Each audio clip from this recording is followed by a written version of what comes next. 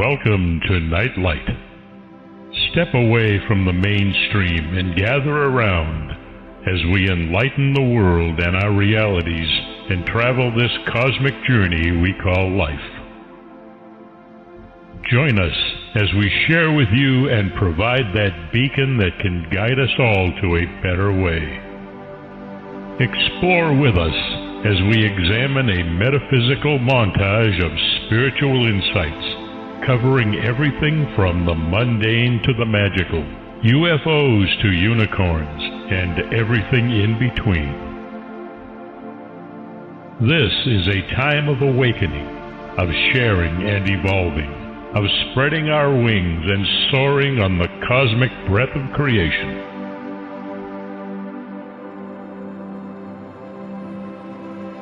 Come and join with other light-minded spirits as we weave our lights together to seek understanding, enlightenment, and, with a little luck, some wisdom. This is Nightlight, a reminder that you are never alone.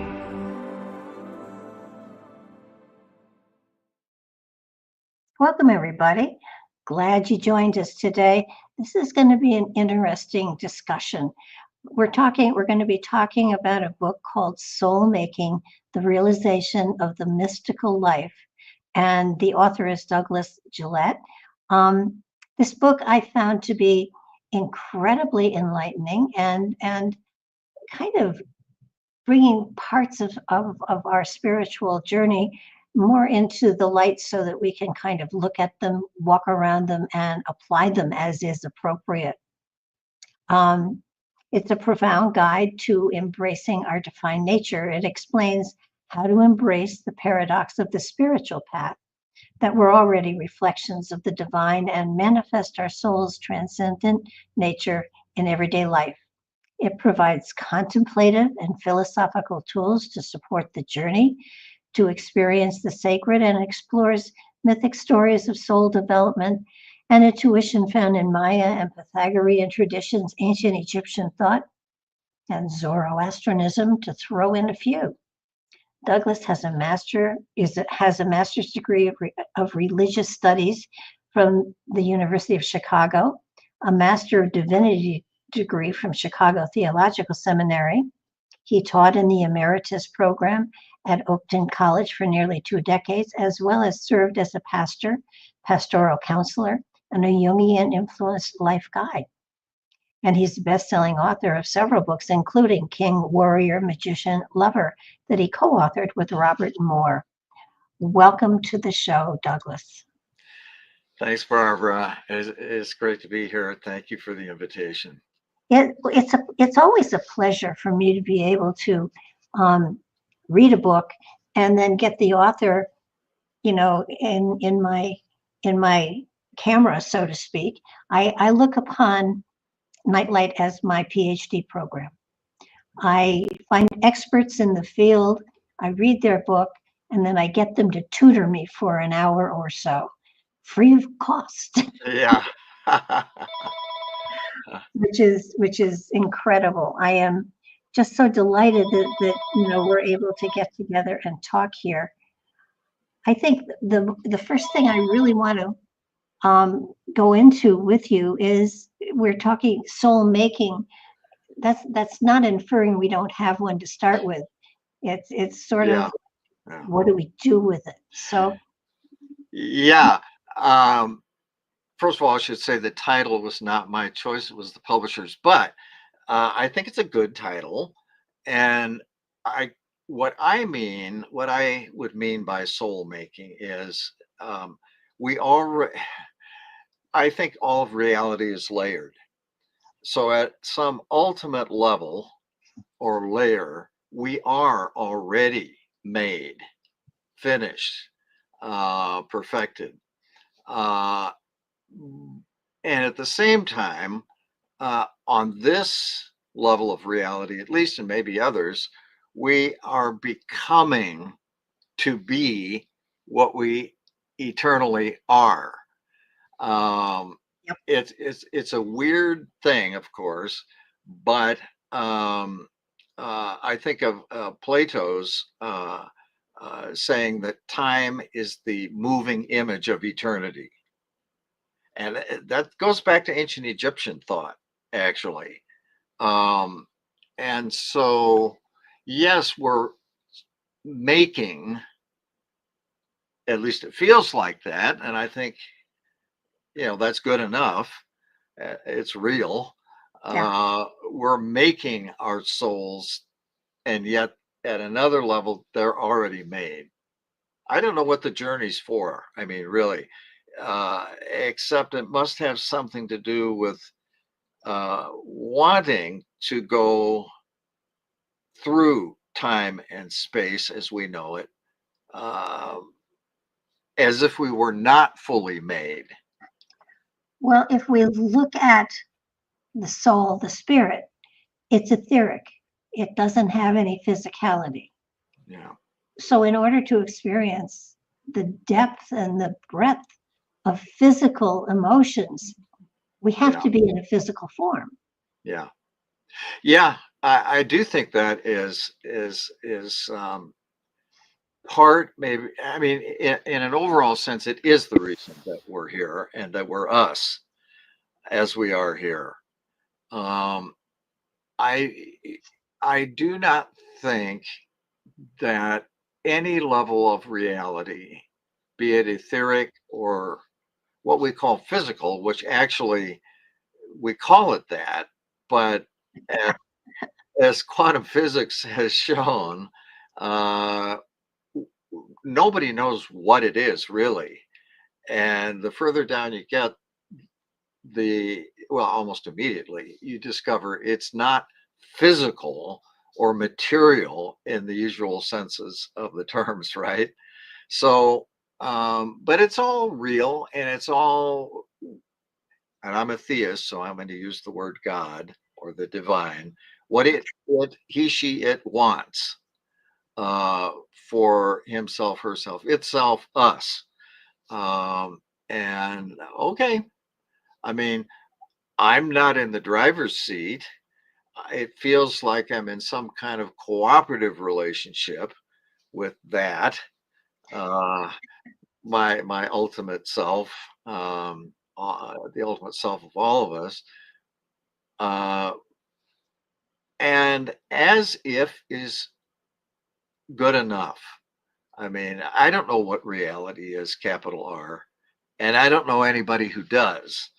And I've read a lot of thinkers, and as well as people that are not, necessarily classified as philosophers or theologians, and it's like, well, yeah, quantum physicists who can't even agree that there are such things as particles. It's like, okay, guys, well, um, it's okay because it's whatever it is, and I don't know what that is, but somebody does. Or something. I mean, if there is total awareness, Mhm. I know people who have near-death experiences speak of being able to see 360 degrees at the same time. Now, Mhm. that's a cool trick. Yeah, it is. Um, Yeah. so that we know from what is reported from people that have had near-death experiences, or even astral traveling, that there are, Mhm. I don't know, tools and gifts that as a physical entity we're not utilizing. But I'm Right. wondering, is it possible to get to a place where we can utilize it? I don't know. Um, to some extent, I think. But there's a reason for our being here and being us. And I don't think it is simply to get out of here. You know what I mean? I mean, it's certainly an ambiguous reality, as I think many levels of reality are. Light and shadow, creation, destruction, et cetera, et cetera. But I think it's all intended. Um, to your point about can we learn? Uh, people have often asked me, I don't know if we can or not. It looks to me like some people can. Yeah. But people have often asked me, do I have a meditative practice to get into the altered states of consciousness or whatever different levels of reality? And I don't. I mean, they just have always, um, I don't have a conscious meditative practice. I've lived my life open, though. Mm-hmm. And so stuff has just appeared or just come to me. And so, yeah, I'm not disciplined about it, but I have experienced very much um, a transient thought or wish um, that just is gone in a few moments or whatever, and then it shows up Mm-hmm. as a physical manifestation or spirit or etheric manifestation. But I just I just live my life open and stuff comes shows up. Well, I think everyone has their own way of clicking in. Hmm. Some people do the chanting, some people do, um, some people do all sorts of prayers, everybody has their own pathway, their own method. I have found it very easy to click in Hmm. and to shift to another level of consciousness where, as far as writing goes, it flows it flows. I Hmm. don't think. Yeah. And I used to, when my mother was still alive, I would say to her, "Hey, come look at this," and she would, and I would be typing along. Now I don't really type, um, but my fingers would be typing, and I would be talking to my mother, and beautiful stuff was coming out on the. Yeah. And my Yeah. mother said, "How are you doing that?" And I said, "Beats the heck out of me, but Yeah. Yeah. I'm going to sit here till it's all done." Yeah. There. I have experienced a lot of triggers. Um, I mean, you mentioned a few things, music, even using the intellect, my intellect, to try to figure things out, you know, or just having a visual. I mean, there's so many triggers if you're open.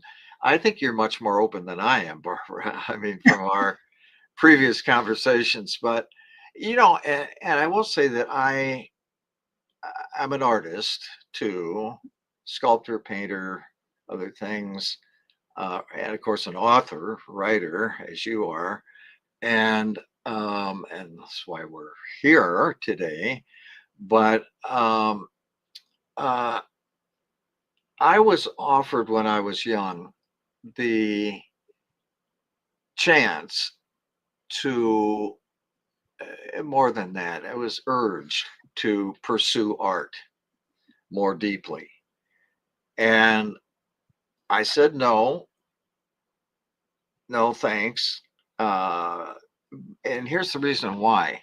I knew enough about the great artists, painters mostly, but sculptors too, to know that some significant number of them live very unhappy lives. Yeah. And, or perhaps, excuse me, too open to uprushes from, I would say, the collective unconscious or whatever those realms are. You can call them by many names, but um, and consequently, they didn't have lives here. Well, you know, and I'm only giving you my philosophy and my expertise from where I come from. Yeah. I have found that so long as a person has creativity in their life, they are fueling the Hmm. spiritual journey.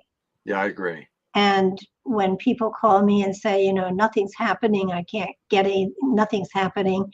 And my first question is, what are you doing creatively? not for compensation, but what are Right. you doing creatively? Because Right. Lord knows you don't make money on books. Right. Yeah. So that if you have creativity in your life, there is a joy and a lightness Yeah. that opens a portal Yeah. to reach to the divine. Yeah. I And agree. Yeah. and Yeah. it One of doesn't the have to be pretty, it has to be fun. right. Right. It has. Yeah. Right. It has to be. And there's a feeling of co-creating. Yes. Yeah, of co-creating, and creating or creativity for me is one of the most powerful expressed aspects of the divine. Well, that's when I was reading your book, you know, acting and Mhm, sculpture and mhm. gardening in your backyard, creating a magical place for children and Yeah, forget children, for adults. yeah, Um, and finding, to me, creativity is what opens you to the magic of spirit. Period. yeah, yeah. I would add, as I'd like to know what you think of this, because the most exalted feelings I've had, um, which for me are somewhat even significantly different from kind of psi experiences, which I Mhm. view as sort of on a horizontal line. It's realms, I mean, vertical too, but darker Yeah. generally than that exalted, lifting up, expansive stuff. That oh, I just lost my train of thought. But anyway, it was something about, oh, is love the most Yes. expansive, love for all that is, love for God, love for what, and this is hard for a lot of people. It's hard for me at times too, but love for another person. Hmm. Um, uh, Not hard in my marriage or with our daughter, or certainly not with our granddaughter, but that feeling, which is somehow related to creativity, I think, because what I'm creating, I am kind of feeling that love. And then when I connect with another person in love, I mean, there isn't anything more that I want or desire or feel incomplete about. That's it. I think that what people um, need to understand is that when you are taking part in creation, you are you are not really creating, you are becoming a channel for Yeah, creation, right. and therefore it energizes you. And if you ever want to know whether or not you have channeled something or been in that space, when all is said and done, if you are energized, if you just can't Mhm. sit still, if you somebody has to peel you off the ceiling with a greasy hamburger, then Yeah. you've been there. That's it. Yeah, no, that's true. That's yeah, yeah. Yeah. Yep. I don't know if all human beings, most human beings, some human beings, very few human beings get either have the temperament or the opportunity in life to feel much of that. Uh, it's a shame to me that so much, I mean, it's awful. It's a horror show, actually, for me, that so many human beings throughout history and now, contemporarily, all over the planet, live such difficult, even horrific lives. I don't know what's up with that either. I used to struggle with that and try to figure it out, and I can't. Um, it seems like some people just are, um, many people are just crushed. And some of us, however, as tough as things get, um, somehow are given. It's a gift. Lifting, light, magic. Well, I often tell people that we create our realities by our perspective of it. Yeah. And to me, when things tumble down and there's a mess all around and I'm challenged like crazy, I don't go into the depression. It's like, this is so cool. I have learned enough so that I am being challenged with something that is more than I expected. Yeah. And this is so cool because now I have to figure out creative ways to get through it and get beyond it. And I get very excited about it. Now, I don't create messes on purpose. Yeah. They just come. But it's sort of like, okay, so I've grown. This is telling me my spiritual journey is about to take a step up. Yeah. Not down. I will not. It wouldn't be there if I couldn't surmount it. Yeah. Yeah. I certainly have felt that way too, mostly. I become really sensitized to the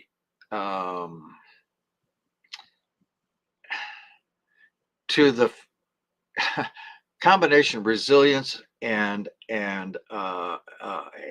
vulnerability of the very young. Because our only granddaughter, is 2 years and 9 months old. I was her daytime nanny or caregiver for 10 months, from when she was 3 months to 13 months. And and while she's had some rough times and so forth, and her parents are going through a nasty divorce right now, and she is affected by it. She is traumatized to some degree. Nonetheless, she has my wife's and our daughter's love and care. They live with us now, but I'm telling you, Barbara,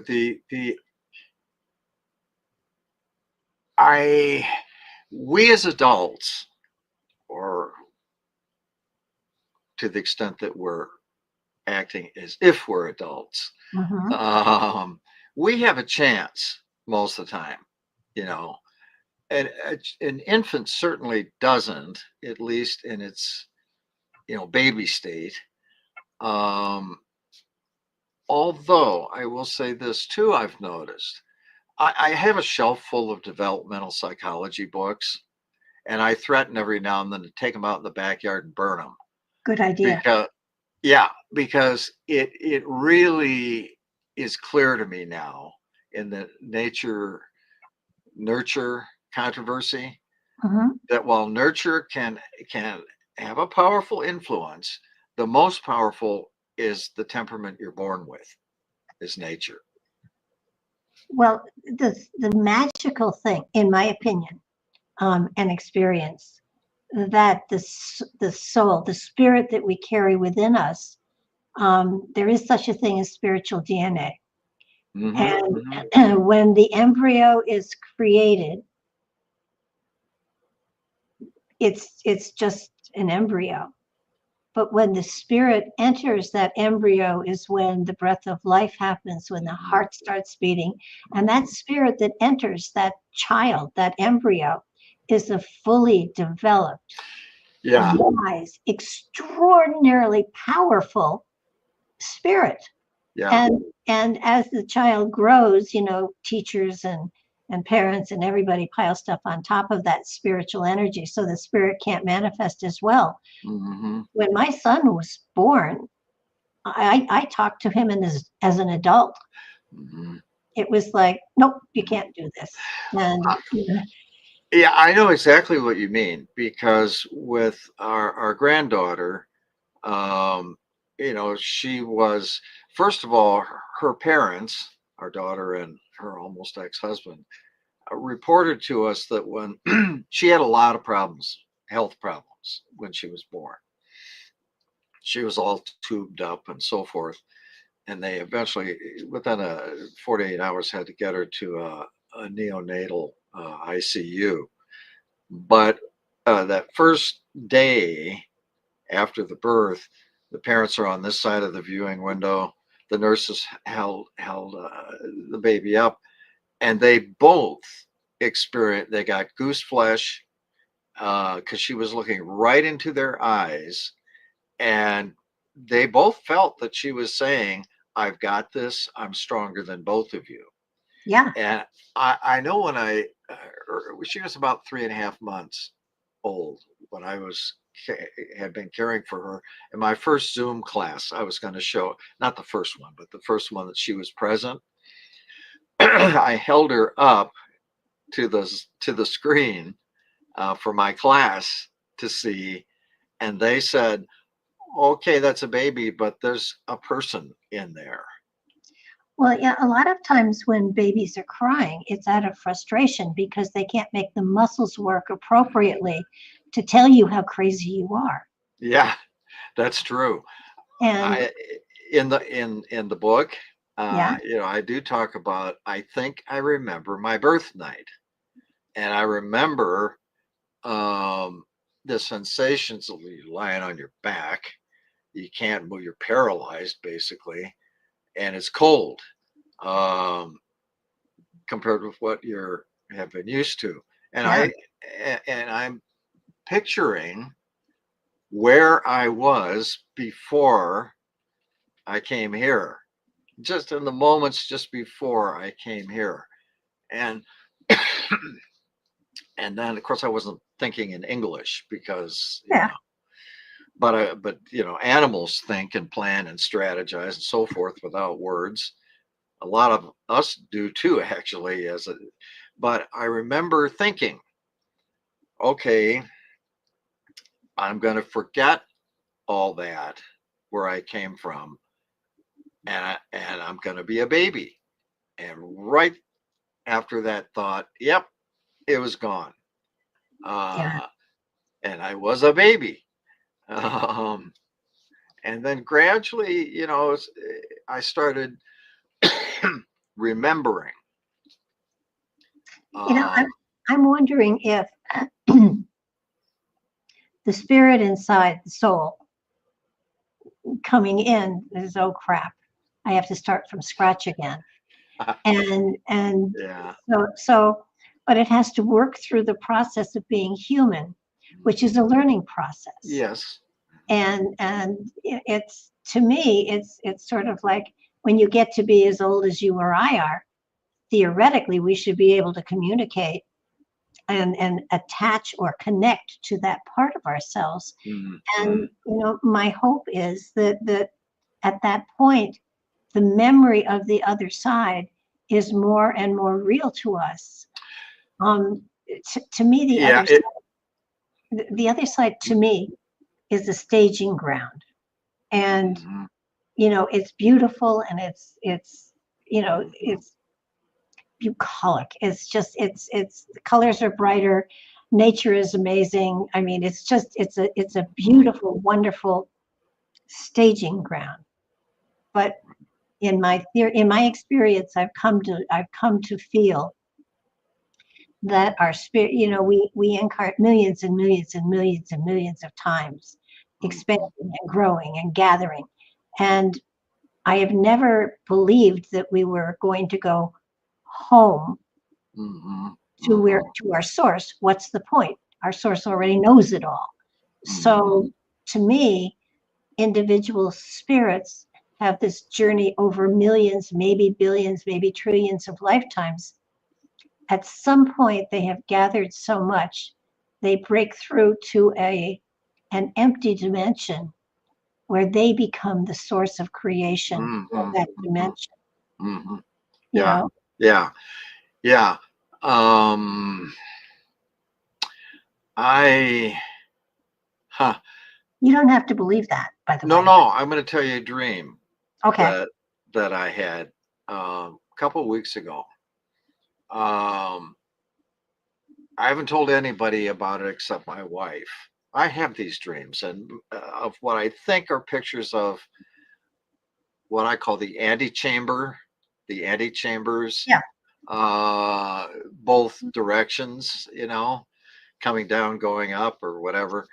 And some of those are not pleasant. Some of those dreams are not pleasant. And the recurring dream of being lost in a city, which is sort of familiar and sort of not. That's not the only dream I have in the antechamber, but kind of dream. But it is nightmarish in the sense that the figures in the dream, in that particular genre or type of dream, are tricksters or stupid or both. And so I never find my car. I never get back to my loved ones, whatever. Okay, so here's this other dream that I had. And it has to do, part of the trigger was was the agony that our granddaughter's going through at times with this divorce thing. And that my wife and I, especially us, are experiencing with her. But this dream, and I'm getting older and more tired and more achy and less able to do all the physical things and so forth that I want to be able to do with our granddaughter. Okay. But so here's the dream. I'm inside a vast windowless, sort of just barely off-white, huge structure. It has only one level, but it's like 2 stories high in effect. So it's high. Courtyards and like classrooms and all kinds of, and it is just absolutely filled with light. It is radiant, and everyone in it is filled with light. And it has a double arched entryway that leads directly onto basically a narrow sidewalk and then parking areas. And I think I'm there to drop off a masculine-ish, feminine, loved one, because she has a presentation to make in one of the classrooms, quote unquote. They look like classrooms. So I find my way. I drop her off. I find my way back out through the double arches, and I'm on the sidewalk, and I realize I can't possibly find my car. Here we go again. And I woke up with this nightmarish feeling. I'm lost again. But whatever else the dream may mean, that I think one thing it might mean is I'm dropping off my soul or spirit, or not completed psyche, but very much higher level than I am. I'm dropping her off in this wondrous place that goes on and on forever and is filled with light. I think I'm dropping her off and I'm going to go back to the world. But I think the person I dropped off is really me, the higher me, whatever. And I, standing on the sidewalk outside, it's still filled with light outside too. I just evaporate. In other words, I think I think maybe the the identity that I have here, while infused very much with the identity I dropped off, is not a permanent identity. No, but interesting though, you couldn't find the vehicle. Right. Because you were the vehicle. And I didn't need it anymore. I wasn't going anywhere. You know what I mean? Yeah. I am the vehicle. Yeah. And whatever external to me vehicle that I use to negotiate this reality is no longer, when you get to that point, to that place of light, it's not needed. Right. Yeah. So it's not really a nightmare. It's an awareness. Yeah. It was liberating. It felt nightmarish at first, but the difficult situations that we continue to go through with our daughter, et cetera,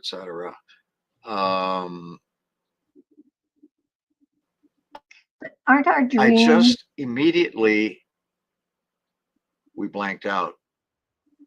No, we're back. Yeah, we blanked out for a second. We were black screened.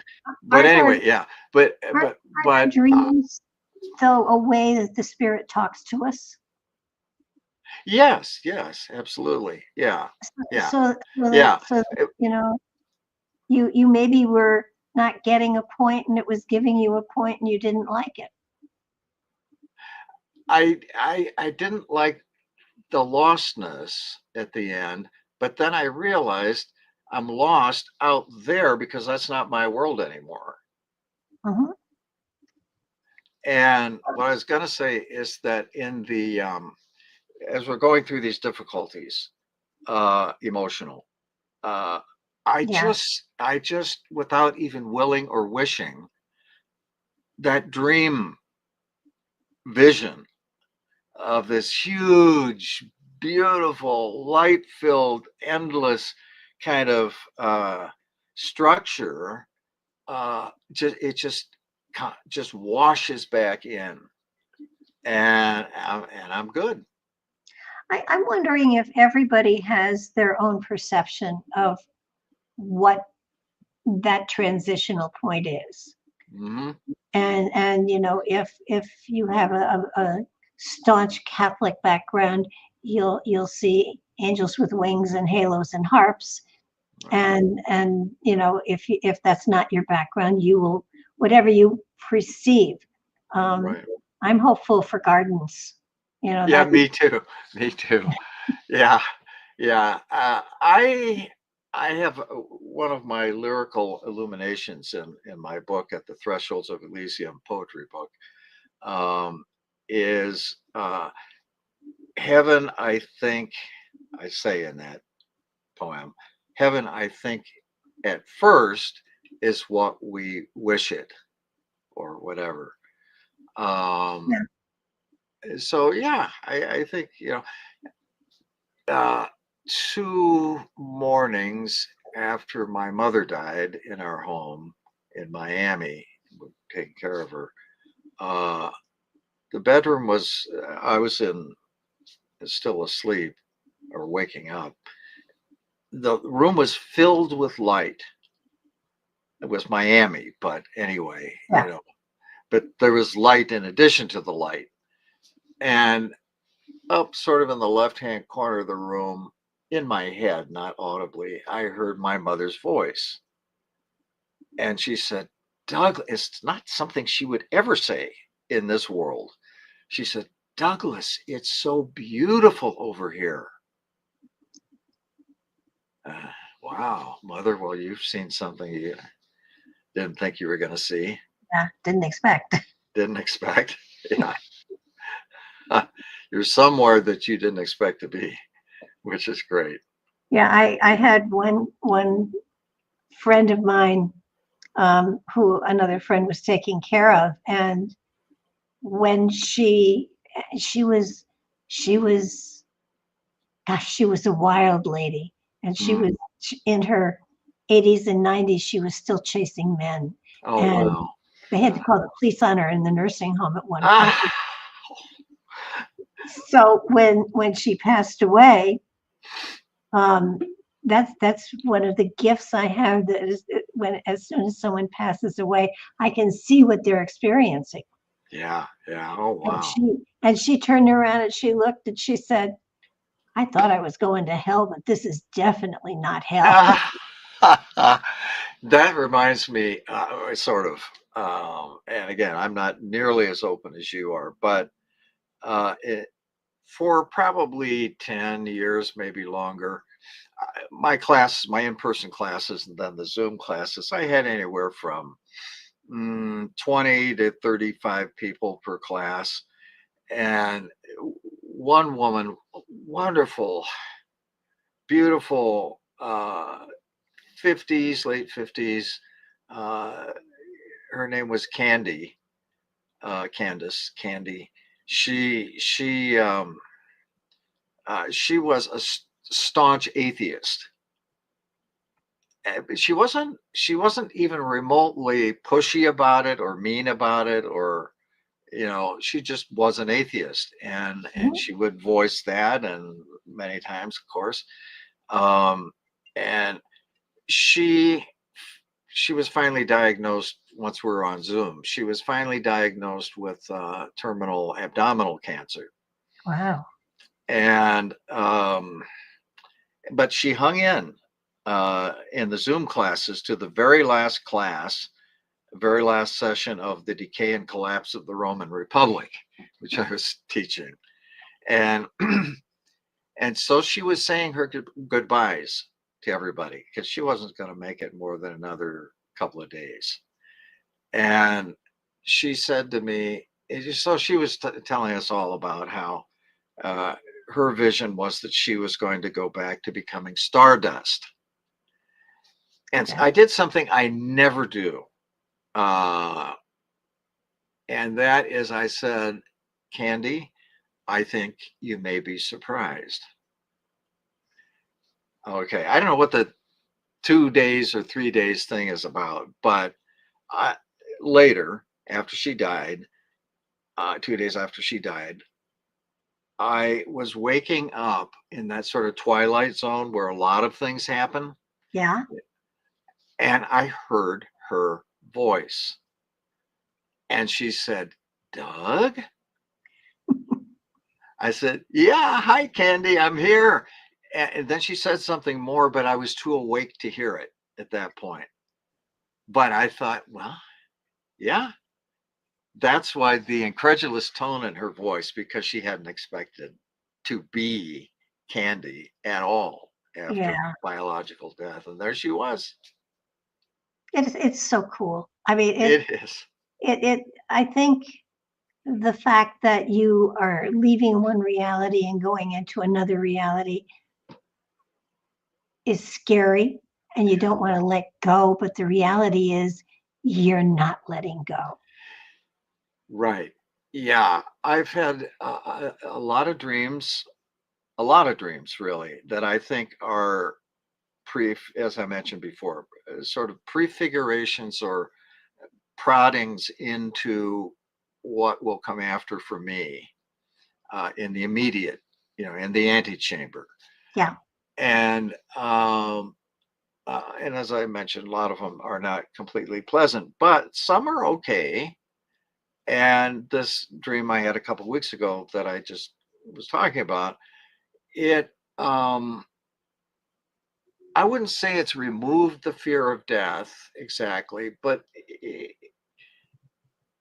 when I see, feel, experience that dream again, the fear of death is like not present. Well, the reality is you're in another place and you know you have died and you don't feel dead. Right. Yeah, that's true. That's true. Yeah. Yeah. I think one thing that, of course, I don't want to leave my wife, my daughter, my granddaughter, my friends behind.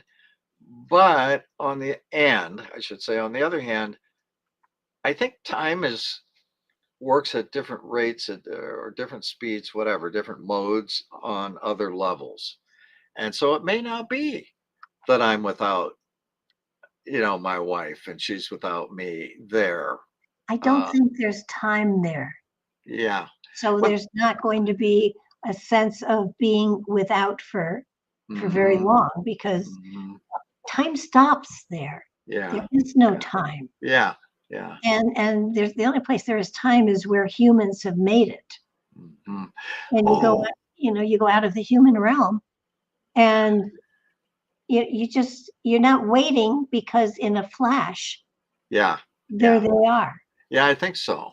That reminds me, I talk about this too, non-locality, the discovery of non-locality in physics, that just apparently just beneath or above or wherever it is,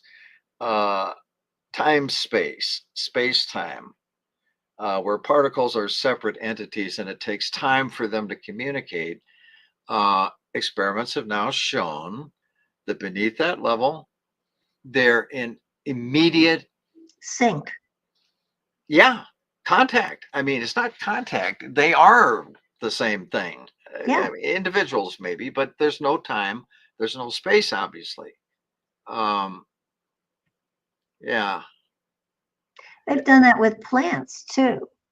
Plants that have been yelled at tend to wilt, and plants that have been loved bloom. And if you separate two plants who have both been loved, and you take them hundreds of miles apart, and you shock one, the other one is shocked as well. Feels it too. Yeah. So it's timeless. There is a commonality, an attachment, a frequency that is unity. Yes. If not oneness. But I think we are all the same, because all of us are connected to the divine. Yeah. Our creativity is just a reflection of that creativity manifest in reality. When you know this, I'm sure, when St. Paul, and I forget where it is because I'm not a chapter and verse pastor, never was, but where he says,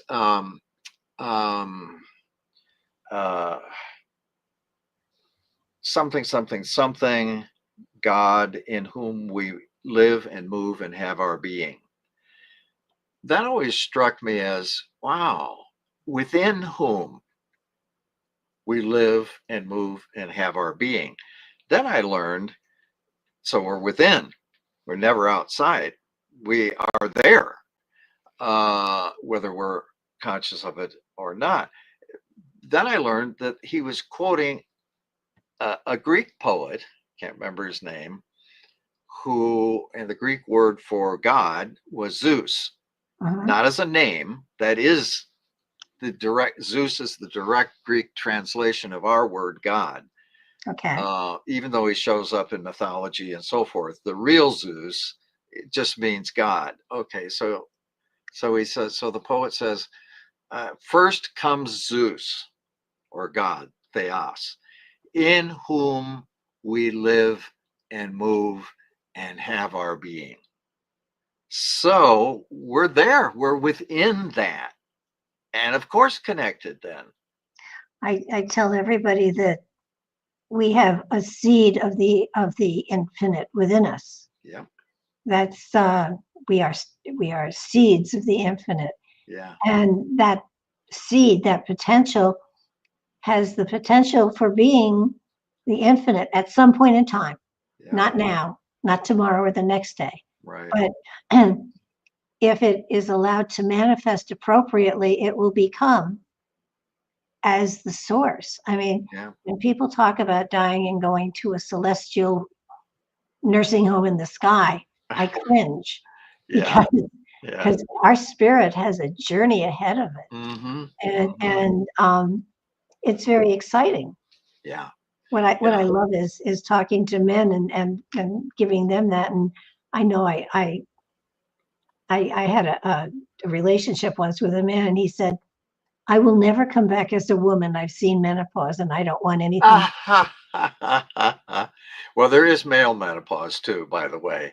It's not as drastic usually physically, but anyway, no, I don't want to do gender stuff really, because that gets off into another whole universe. It gets very complicated, but I want to say in response to what you just said, that in that dream of light, where I think I'm dropping this loved woman off to give her talk, I realized that that is me. Not this me exactly, though this me shows characteristics of that, but Yeah. you know, um, and she is a she, but she has a masculine-ish quality too, and so she's not a shy violet, type. She's really all there, and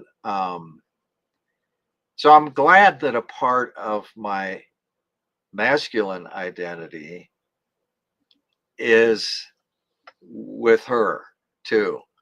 But I'll say it's not by accident that the ancients often talked about the soul as feminine or predominantly feminine.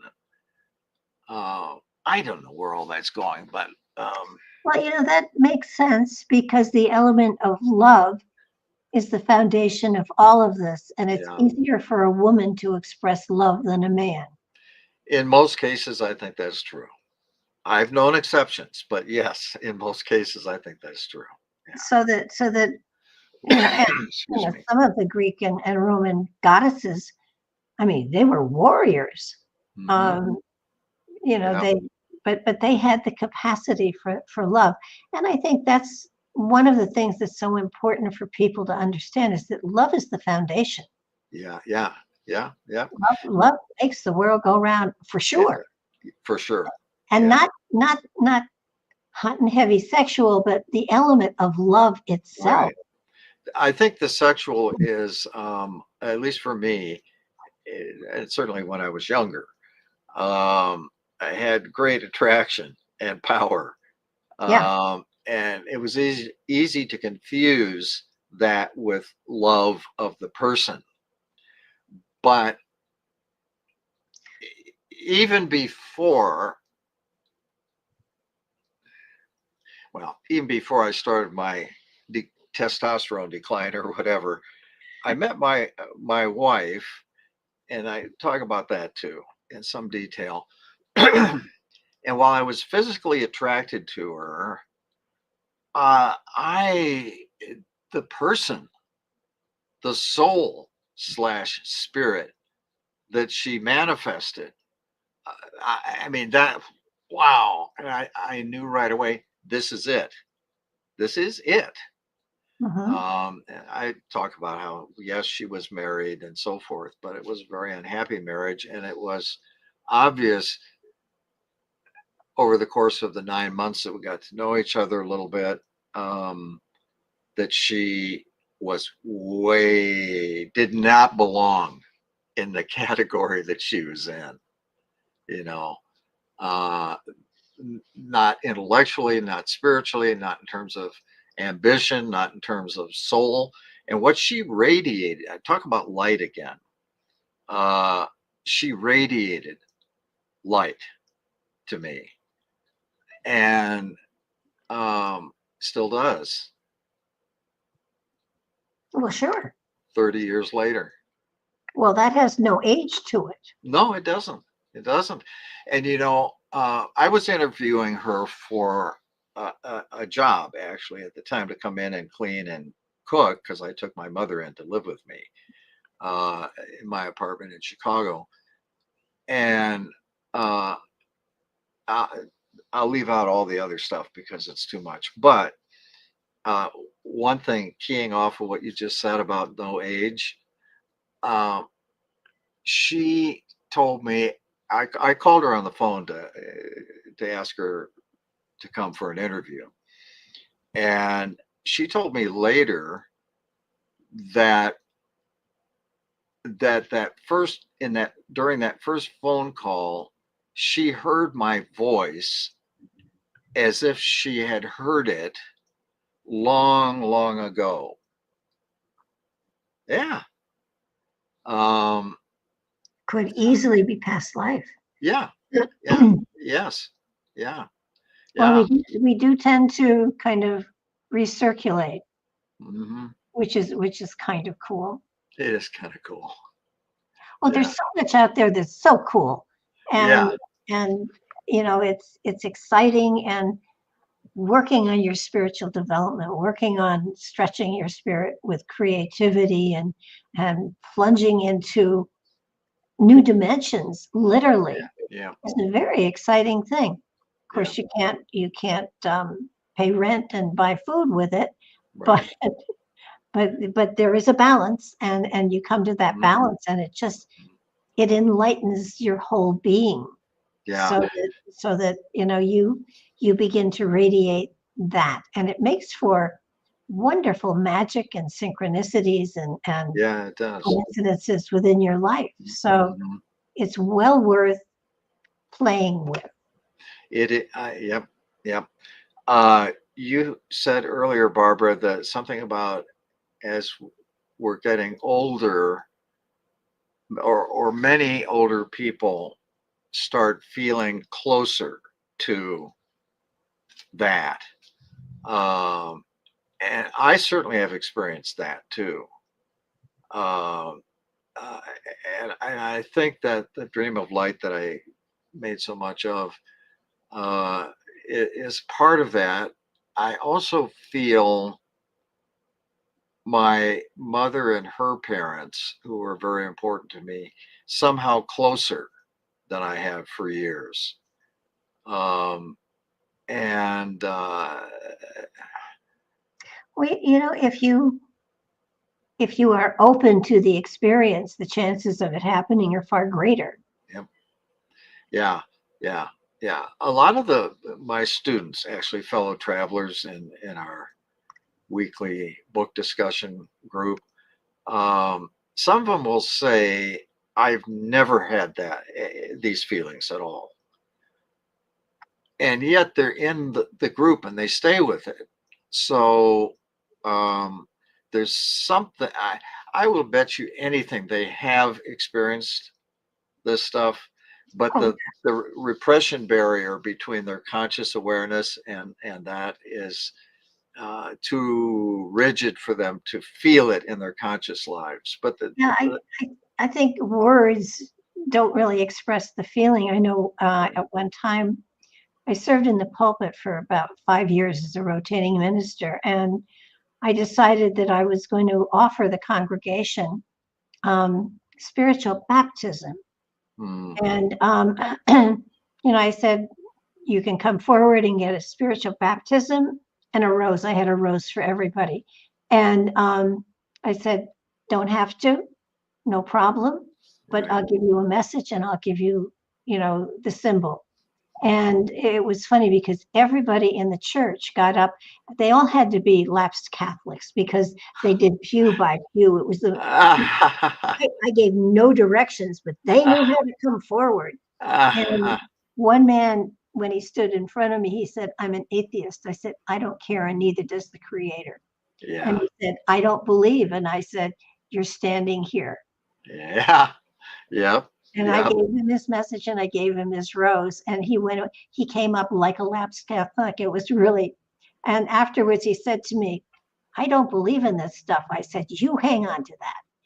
Yeah. Yeah. And he looked at me and he said, you don't believe me, do you? I said, I believe you're saying it. I don't Yeah. believe you believe it. Right. Right. Yeah. Yeah. That again reminds me of the thing with candy that I Mhm. mentioned a while ago. But other people too. I think with my Jungian background in psychology, I mean, we are not alone in the house Oh, no. by any means. And there's so much more to us, just even as us here, Oh, yeah. not to mention beyond in the other dimensions that we can explore or be explored by. Uh, so that we don't know who we are in any kind of completeness. Oh, gosh, no. No. Gosh, Mm-mm. no. No. I just noticed our time is up. You want to give out where they can find you? Yeah. You can find me on my website, which I have a guy that tends, which is douglasgilletteCreations.com. But more directly, you could email me at GILLETTED at sbcglobal.com. But if you email me, be sure that you write, what it's about, because I delete everything else. Okay, good. Yeah. I can relate to that. Yeah. And the name of this book is Soul Making. Soul Making, the Realization of the Mystical Life. And it is definitely a book that will make you think and will make you stretch yourself a little bit more. Remember the creativity, that's a real key. And Doug, don't go anyplace, but I'm going to play our exit. Okay.